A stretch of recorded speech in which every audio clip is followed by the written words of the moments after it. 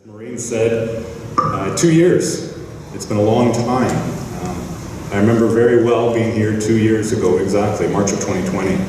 And we were talking about this new thing called the novel coronavirus and trying to figure out what that was all about. So who would have thought 2 years later, here we would be still working our way through this pandemic.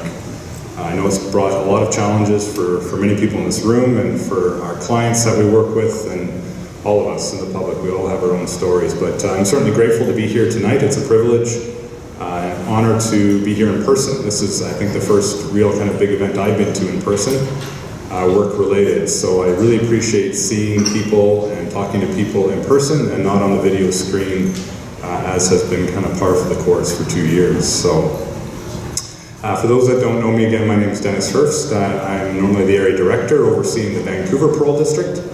Currently I'm just acting as district director for the next month, and I also bring greetings from our regional deputy commissioners. So I'm wearing a few hats. I'm not quite sure who I am tonight.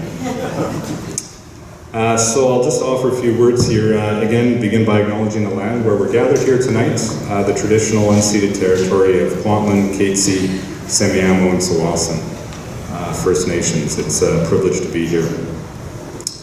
On behalf of our outgoing Regional Deputy Commissioner, Denis Boucher, and our new incoming Regional Deputy Commissioner, Constance Oury, and the Correctional Service of Canada, I'm very pleased to be here to celebrate your valuable contributions as volunteers for circles of support and accountability, and to recognize the positive influences you have on offenders in our community.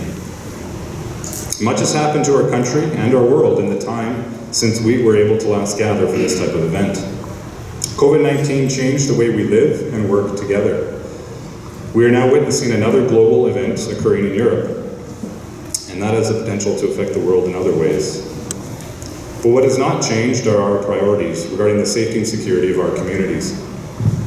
We do this by helping offenders to successfully transition from our institutions to the community and providing appropriate and timely interventions, and by cultivating productive relationships with partners such as CoSA. Although we have a new Minister of Public Safety, Marco Mendicino, our 2008 mandate given to CSE still stands. Reviewing the Commissioner's mandate letter helps remind us what to focus on. Partnerships are a key theme throughout, including working with volunteers, community members, and our many partners and stakeholder organizations. It encourages us to make the most of the experiences and expertise that our many partners bring to the table. And again, of course, this includes CoSA, who have been providing support to our offenders for many years now. Our responsibility to Canadians is to ensure that when offenders return to their communities, they are well prepared to lead safe, productive, and law-abiding lives. We are much more successful in achieving this goal with the help of volunteers, such as all of you. National Volunteer Week is April 24 to 30 this year, and the theme is Volunteering is Empathy in Action. This theme reflects the strong connection between volunteerism and empathy, which is at the heart of healthier individuals and stronger communities. You, as CoSA volunteers, show your empathy to those in need by sharing your time and faith in support of this program. Empathy is a quality that can help people relate to others and build awareness around different experiences. It connects people in ideas and actions and helps create bonds forged in common goals and aspirations. It can connect people from diverse backgrounds and life experiences, expanding our views of the world around us. It can build our capacity to work collectively and contribute to a vibrant, inclusive society.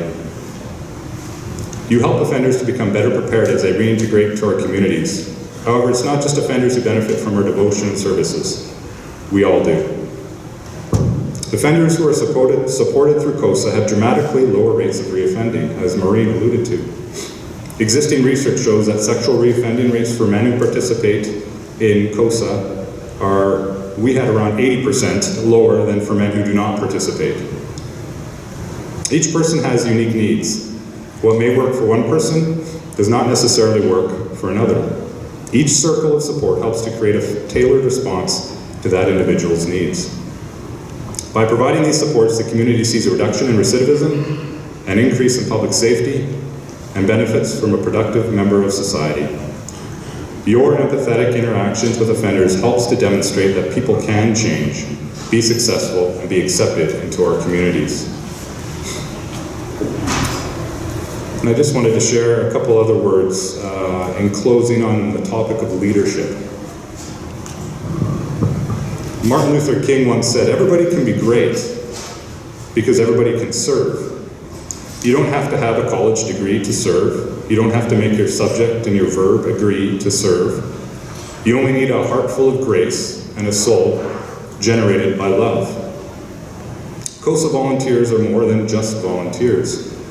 You are leaders serving in the community, leaders with hearts full of grace for the marginalized, leaders with a love for trying to make a positive difference in the lives of individuals who have committed sexual offenses, and a passion for contributing to safer communities.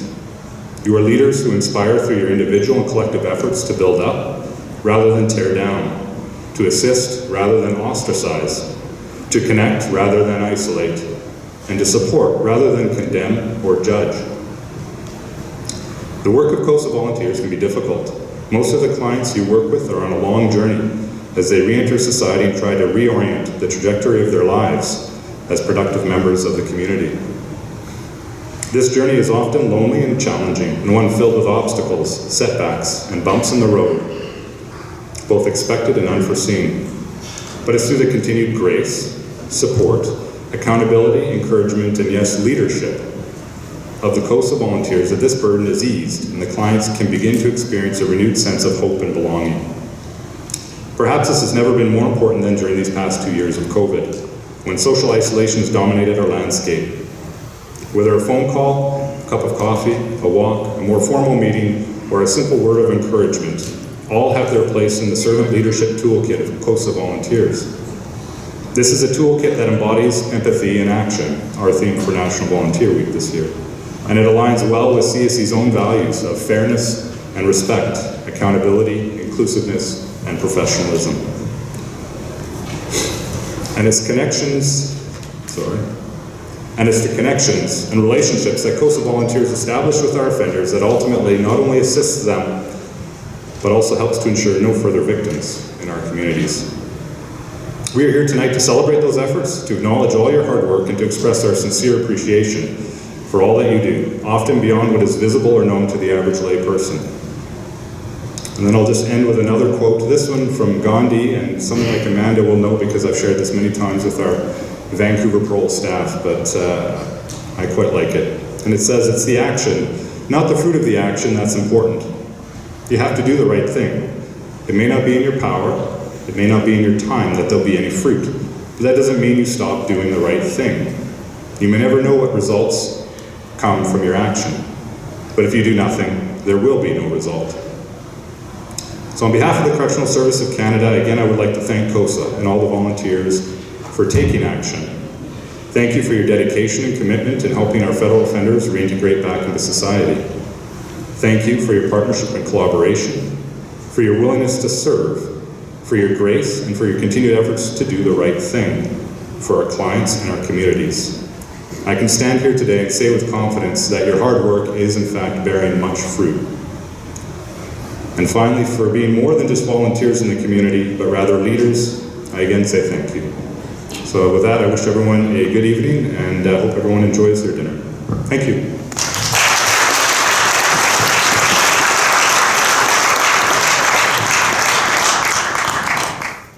As was said earlier, I'm Dan Jack. I'm the Regional Administrator, Indigenous Initiatives with the Correctional Service of Canada here in the Pacific region.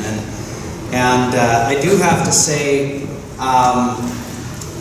that, I've been fortunate to have been introduced to CoSA about 2 years ago. Prior to that, I wasn't aware that it was operating, and the district director, Barb Van Voot, phoned me and said, I'd like you to meet with somebody. And then I think a little later that week, I got an email from Maureen, and said, can we get together? I just want to tell you a little bit about our program.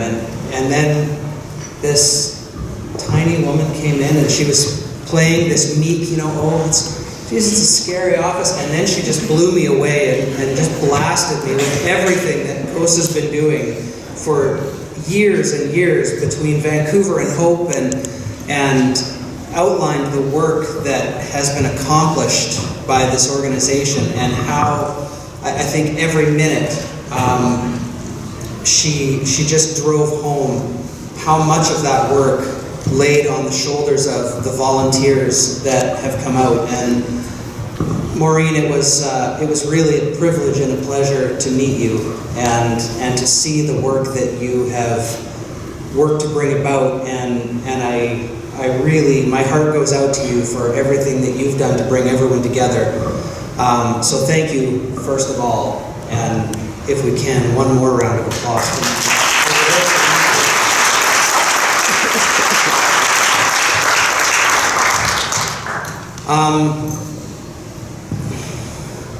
It's a, you know, Dennis spoke about our priorities in corrections, and another priority that we have is to provide effective and timely interventions that are culturally appropriate for Indigenous offenders. And you know, the individuals who work with CoSA, the core members, they struggle with some very unique challenges. As I'm sure you know, coming out of an institution, having been convicted of a sex offense, already puts you in a marginalized position, and Indigenous offenders are marginalized even more so. It's a difficult population, trying to find service, trying to find people to help.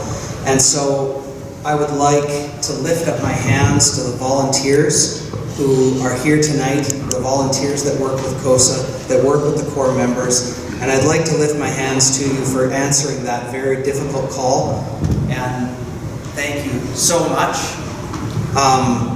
Maureen said something to me that really stuck, and she said it again today, as she said it in my office that first day, was that the volunteers within CoSA are people who believe in the dignity of every human being. And I think that really describes the work that CoSA does, is preserving the dignity of every human being. So I cannot thank you enough for the work that you do. I cannot thank you enough for believing that every human being has the right to dignity, and doing everything that you can to answer that very difficult call. So thank you very, very much. And to the core members who participate, I lift up my hands to you as well, to honor you for the commitment and to the accountability of being within these circles. It cannot be easy work, and I know that it's work that you have to recommit to every single day, and so thank you so much for taking that on.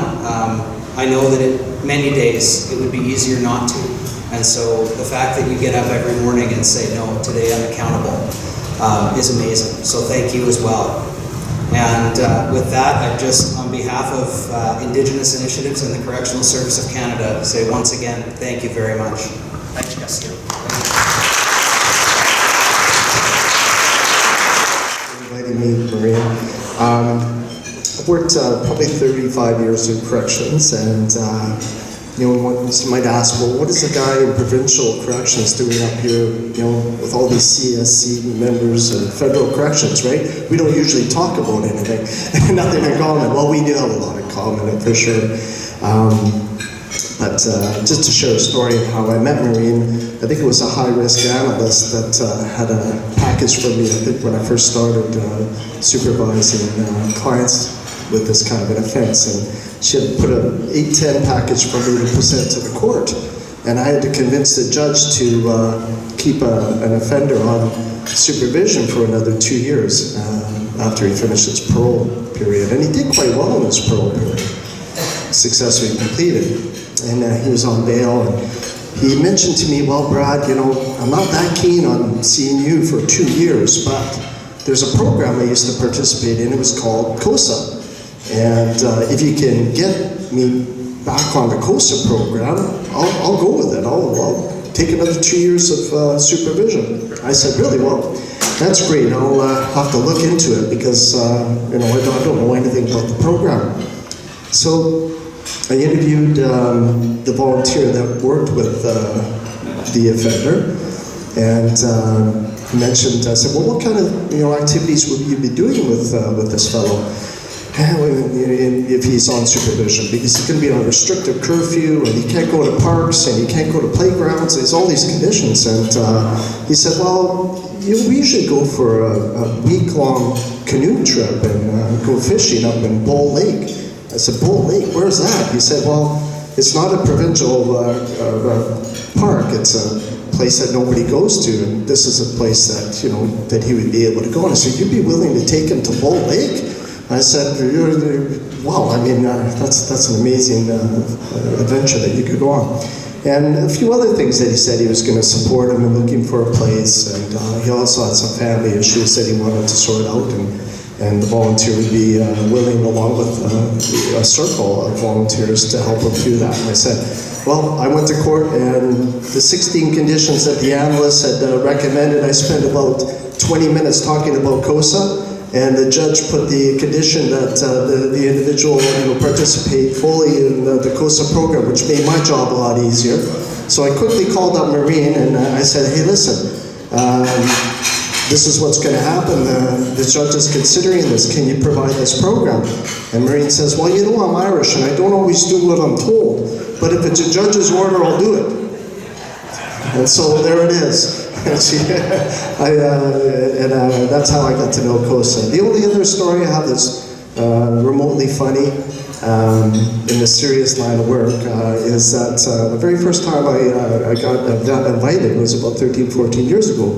And probably the first time that this was the inception of this dinner. It was very awkward. It was not that well lit. I don't know what it was, but maybe I was just feeling a little out of place. Didn't know anybody. I sat down at a table, and I wasn't that familiar with the program and all the terms of reference. But one of the gentlemen grabbed me on the arm and said, hey, by the way, are you a core member? And attaching a whole lot of importance to the invitation that Marina just sent me, I said, of course I'm a core member. What do you think? About 30 minutes later, I found out about the program, the terms of references, and I didn't feel any better or any worse. I just thought, oh, well, that's okay. I'm no better or any worse than anybody else here. But on the other side, the work is very rewarding. I always cheer for the underdogs, and when the underdogs cheer, get a little success, that's when it's most rewarding. Much like the Vancouver Canucks, if they get into the playoffs and win the Stanley Cup, it's a lot better than the Tampa Bay Lightning. So that's about all I have to say.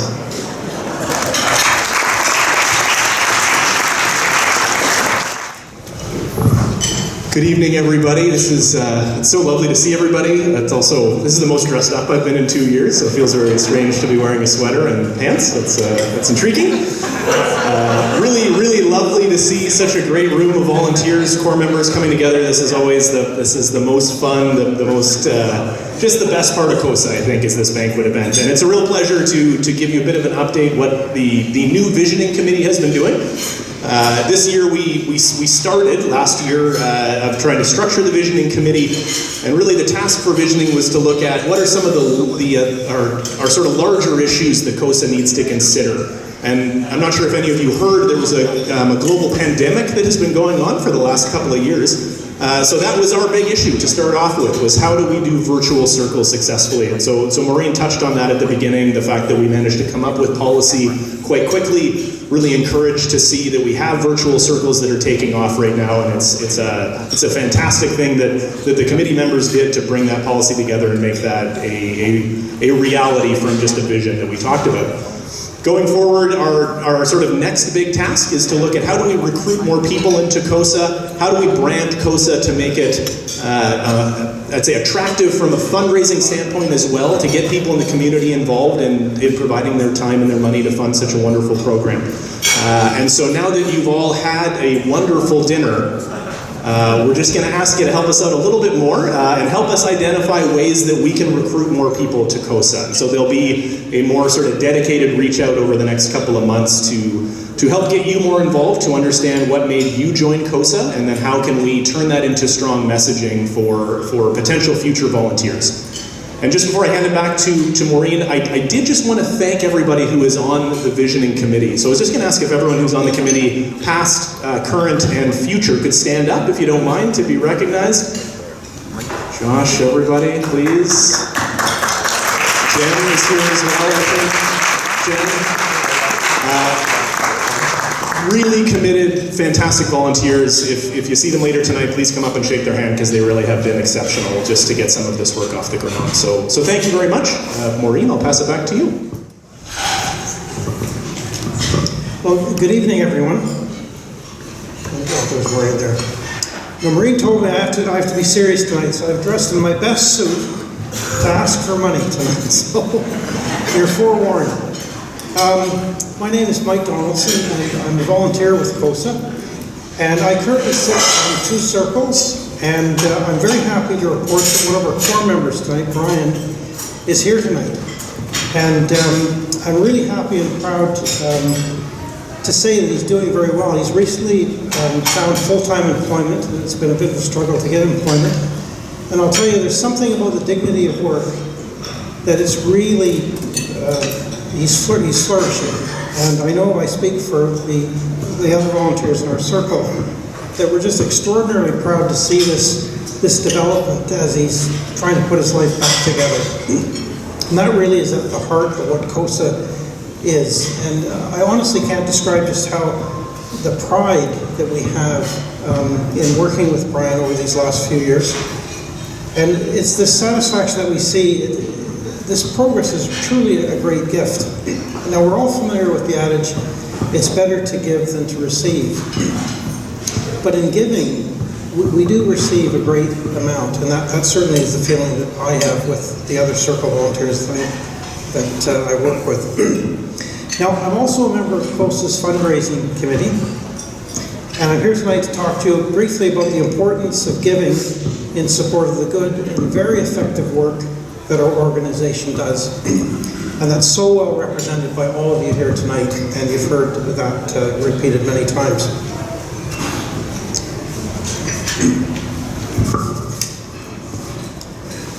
Now, one of the things that's always struck me about working with CoSA is that it relies in large part on the passion and commitment of its many volunteers. And our tireless efforts, your tireless efforts to assist our core members as they adjust to reintegrating back into society and getting their life back together as best as possible. And we don't say this often enough, but I know that your efforts in your circles, meeting week after week, in offering support and encouragement to our core members, it might be assisting with housing or employment or advice, and keeping them accountable for their risk factors, or in the simple everyday acts of kindness, concern, and decency that you show. They're both inspiring and deeply appreciated. You are at the core of what CoSA stands for. Now, how can you help? Well, very practically, you'll see on the table there's a bit of literature. And on the back of the white booklet, there's a little QR code, that kind of black, looks like a barcode that's blurry. If you get your phone out, you can actually donate online. So it's a very easy way to do that. It'll take you right to CoSA's website, and there's a platform that will accept your donations.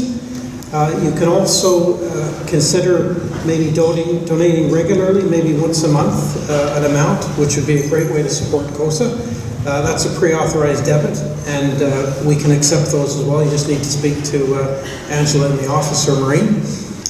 Or you can write a check the old-fashioned way, which we'll gratefully accept as well. So if you do have some time tonight, because I think there are some more speakers, as I said, the easiest way is to get your smartphone out and have a look at the QR code, scan it, and in about 30 seconds you can make a heartfelt donation to CoSA. So again, thank you for your time, thank you for your commitment, and I wish everyone well. Thank you.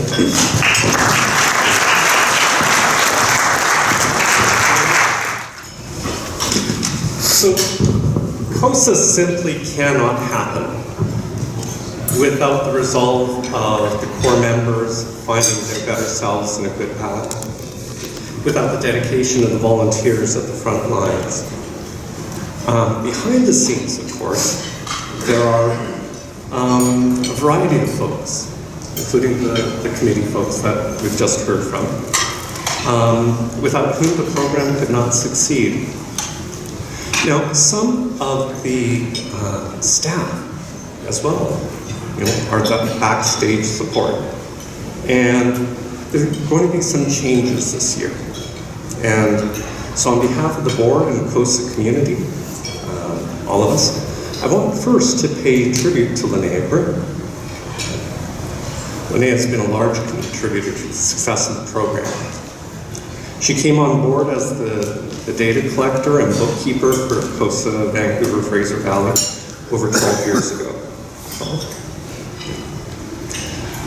Linnea was already known as having a heart for those incarcerated and returning to the community, as she led the Women to Women program at Fraser Valley Institution and Alouette Correctional Center for Women. With CoSA, she quickly became a reliable and expert associate, even to guiding the newly formed CoSA Canada organization to develop its own data collecting procedures. She's also played a key role in volunteer development and other areas of operational support. With the end of the current public safety project funding at the end of this month, Linnea has opted to retire from CoSA. We will continue to hope in her continued presence and goodwill alongside her husband, Don, a longtime Circle volunteer, and wish her all the best in her retirement. So I'm going to ask Angela to come forward, please.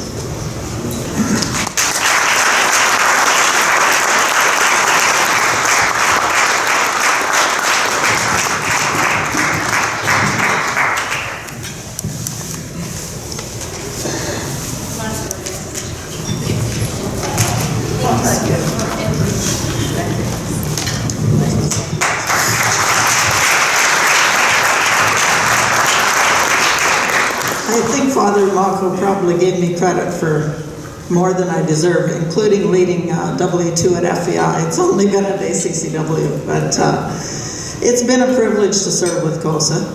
And it's something that I will miss doing in one respect. On the other hand, my husband and I are looking forward to some retirement activities. And we certainly wish you well as you all work toward the goal of living in your best selves and maintaining a community that is a good place for all of us to live in. Thank you.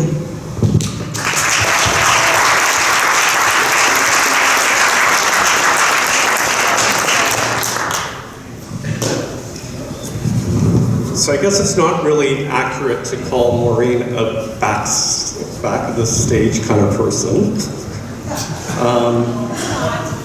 As program coordinator, as many of us know, she is the driving force and the face of CoSA. Now, seeing the need to prepare new leadership, beginning in June, Maureen has volunteered to cut her salary in half for the foreseeable future in order to bring on a half-time partner or co-coordinator. On behalf of the board, I'm pleased to announce our intention to employ, as of June this year, Christina Abasola as a co-coordinator with Maureen.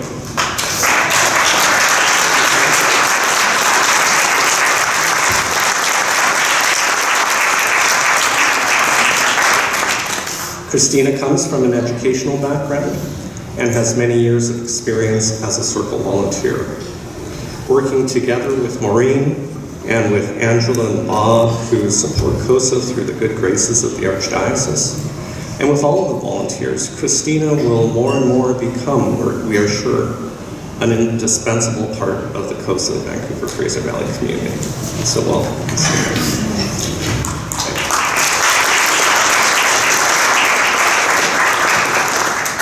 So this year ahead will be a year of changes. The end of the main public safety funding is a true challenge, but one which the fundraising committee and the generosity of so many of you have helped to meet, so that we can keep operating for at least a few years more. But if it is true that the most important feature of an organization is its people, the board tonight invites you indeed to celebrate Linnea in her retirement and Christina as she takes on her leadership role within this community. And so if you have the opportunity in the course of the evening, please do greet them. Okay, thank you.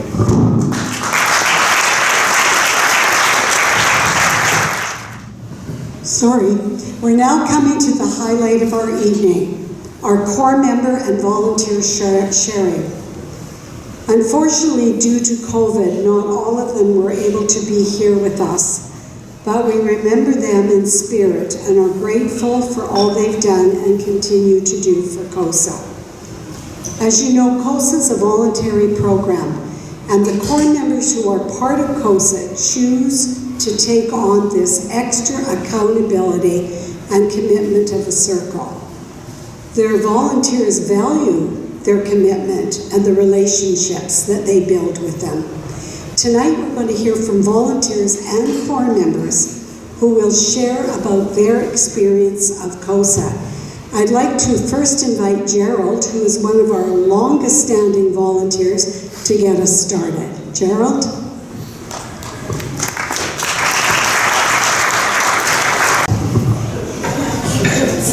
Good evening.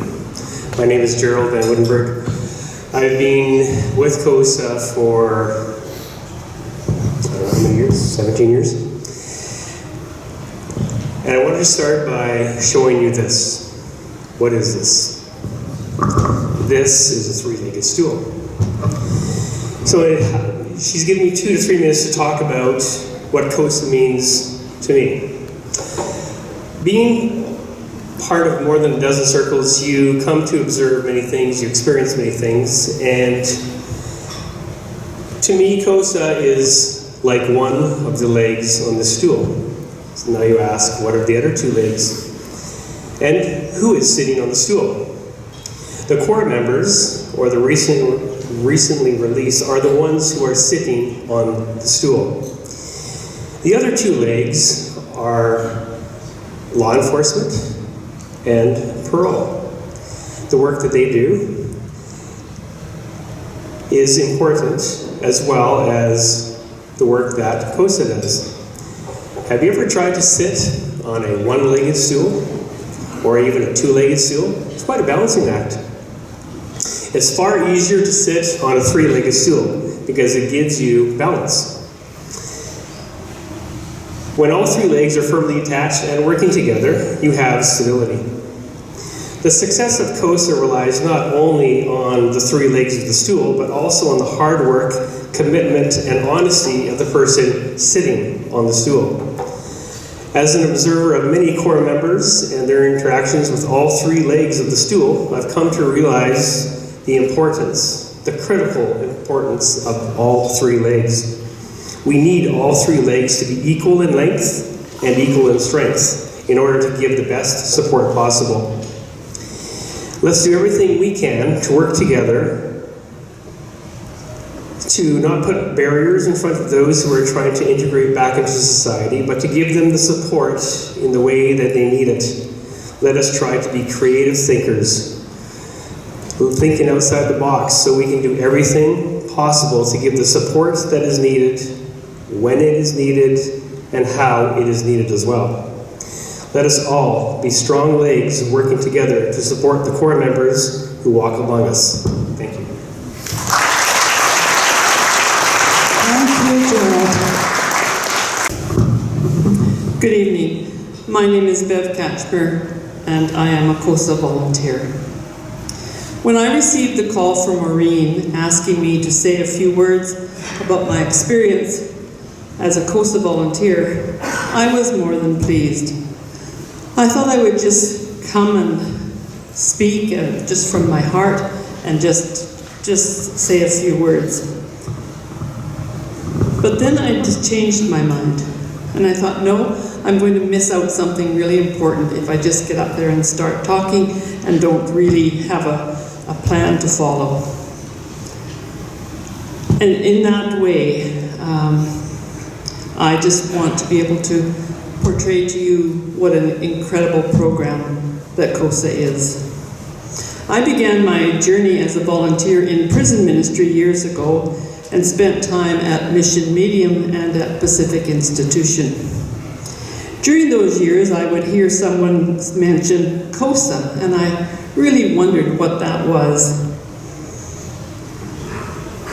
So as I inquired and learned more about CoSA, I felt a real calling to that place, and I felt that was really something that I really wanted to become involved in. My experience during the past few years is better than I could have ever imagined.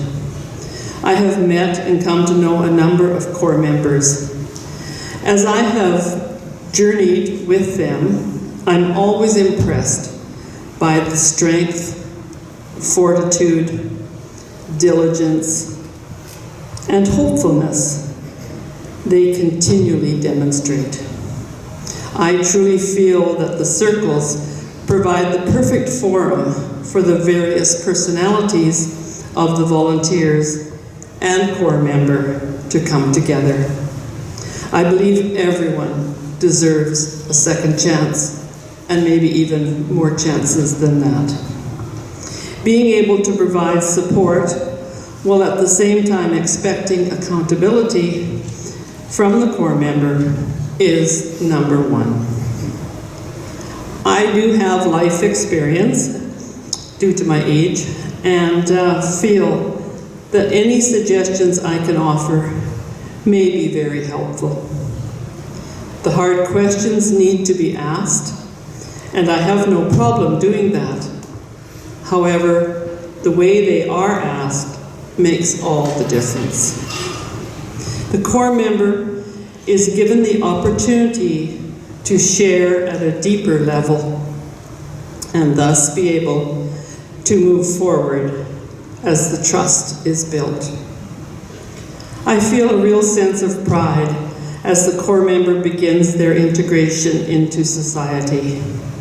As I witness a core member finding decent housing, applying for and getting a job, buying a vehicle, saving money for the future, being promoted at work, and furthering their education, fills me with a deep sense of satisfaction. For the most part, I have experienced the core members being very committed to the program and their sincere appreciation for the time and effort that the volunteers commit to. It's great fun to celebrate the milestones with the core members and provide encouragement and praise appropriately.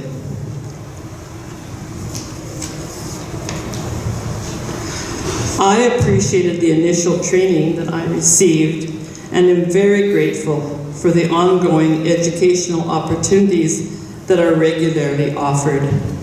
I very much appreciate the support and guidance that is readily available from Maureen, from Angela, and from Bob.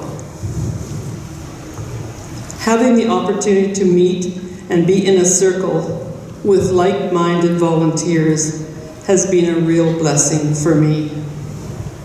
In spite of criticism and disbelief I have received from others for being a CoSA volunteer, I believe in this program 100%. And I know that God has called me to where He wants me to be right now. Being a CoSA volunteer has been a very positive and rewarding experience, and I know that my life has been forever enriched by the core members and the volunteers. In closing, I just have to say that I want to thank Tony, my wonderful husband, who is always incredibly supportive of the volunteer work that I do, and all the encouragement that he continually gives me to continue what I am doing. Thank you.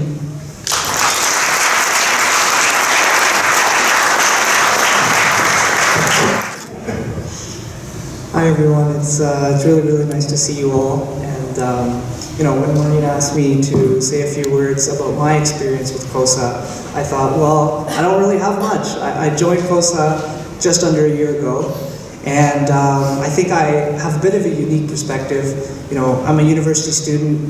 I'm a little low on life experience compared to the previous speakers, but I came into CoSA being pretty naive, and I think maybe I still am in some ways, but I thought I was always an empathetic person, but I think CoSA is one way to really, test that.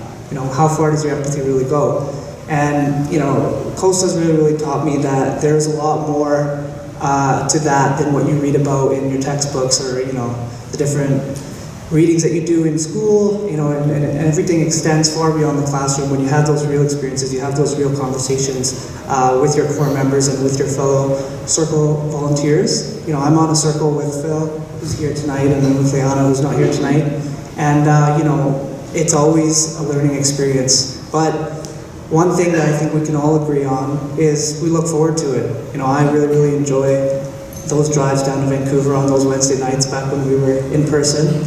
And to see everyone and look at each other in the eyes and really make a serious contribution to this individual or our core member's life, and we can see the ups and downs, and you really are invested in the person's success, and I think that really brings people together.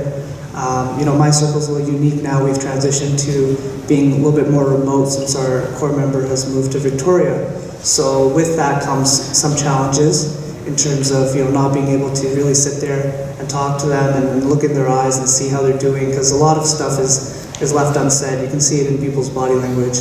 And I'll always miss those parts, to be able to grab a burger together, sit on a picnic table and just chit chat, joke around. But there's also some nice aspects of being remote. You have a little bit more flexibility when you can call your circle, your core member, and if they say, I got some family over tonight or something, then the next day you can catch up and things like that. It's kind of the good part about still keeping in touch. And it's easy enough for our core members to sever all ties when they get us out of their hair, but for our core member to acknowledge that he's still willing to engage with us and he sees it as helpful, it's really meaningful to us, and it really shows us that what we're doing is making a difference. And I think it's hard to see that sometimes when you're going to meetings and you're not seeing that steady incline and change, but it's slow, it's up, down process. It's a roller coaster sometimes, but to be able to hear the kind words from our core member when he says, this was really helpful, I really appreciate you guys listening. I think that's when you realize, you are making a difference. And, the last thing I'll say is, when I first joined CoSA, I thought, here's an organization where I'm going to be able to make a change in somebody's life, and I'll be able to kind of help them become a better version of themselves. But what I didn't expect was how much I would actually be changing and how much growth I've seen in myself, not only with my empathy, but just the way I approach people. And I think I'm a far more understanding person, and it's taken those eye-opening conversations that I was only able to have because Maureen and Angela brought me on board, and Bob trained me. So I'm really thankful to be a part of this organization, and I think I'll be here for many years to come. So thanks, everyone.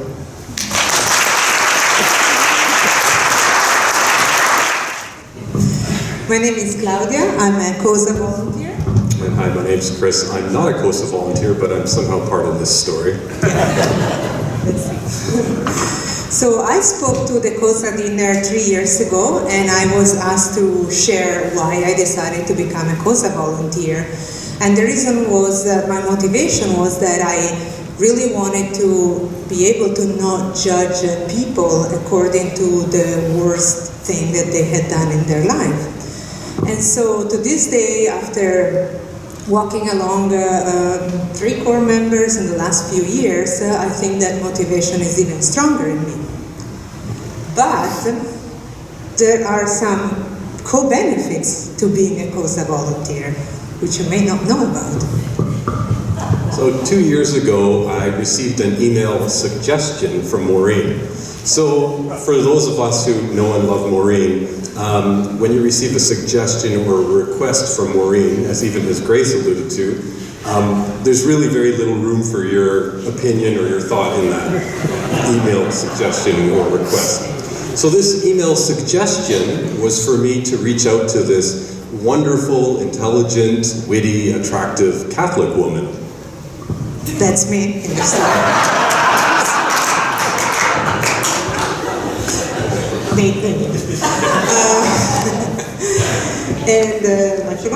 And then actually a few days before that, Maureen had come to me and said, you know, Claudia, I had this dream where I was prompted to introduce you to this guy that I used to work with at the Archdiocese.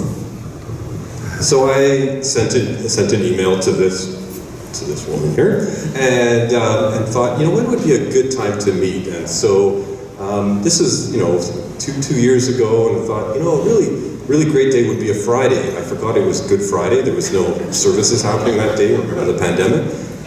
So I suggested Good Friday. Yeah, the problem was that I'm Italian, for those of you who haven't noticed it, but at that time, at the beginning of the pandemic, you know, Italy was hit very hard. So I'm like, who's this weirdo who wants to go out? But I wasn't going out with anybody, let alone a stranger coming from, I don't know. So I wasn't really keen on it, but then, I decided, let's give it a shot. So Claudia met me in a park. I brought a tape measure to show that it was 2 meters apart. Seriously. And so that was how I convinced her to come out. And then I thought the conversation was going really well, but then I could tell, I don't think she really likes me that much. Like, you know, you kind of get that vibe. It's just like, it's going okay, but she doesn't like me that much. You know, that was true, yeah. But there's a good end to the story, because I think I may have started liking him because we got married 6 months ago. So we've been married 6 months. So bottom line is we're very grateful to CoSA, not just for this story, of course, but because CoSA is a great organization, and I've been so happy and proud to be part of it. So we are so grateful. We decided to actually give half of what we received as wedding gifts to CoSA, just to, you know, show some gratitude. So for all my fellow volunteers, let's just keep up the good work. And if you ever need anything in life, honestly, the intercession of Maureen is really worth it. Thank you.